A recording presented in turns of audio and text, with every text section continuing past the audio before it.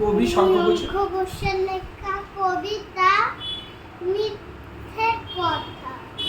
লোকে আমায় ভালোই বলে, দিব্যি জলাশয় দোষের মধ্যে ঋতু নাকি মিথ্যে কথা কই। ঘাটশিলাতে যাওয়ার পথে ট্রেন ছুটছে যখন, মায়ের কাছে বাবার কাছে করছি বকন বকন।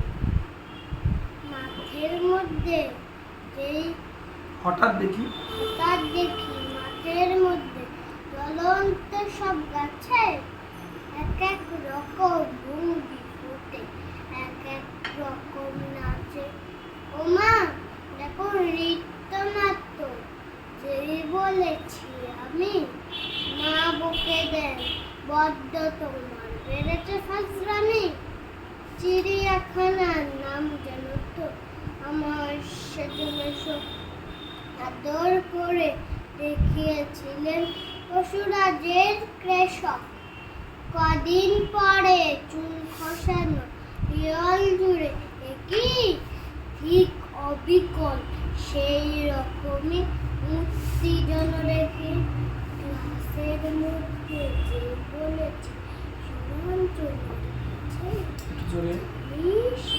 আমার ঘরের মধ্যে আছে।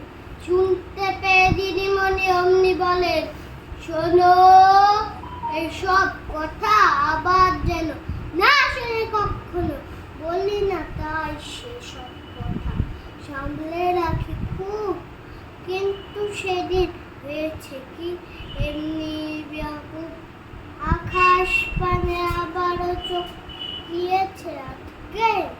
শরৎ মেঘে দেখতে পেলাম রবীন্দ্রনাথকে।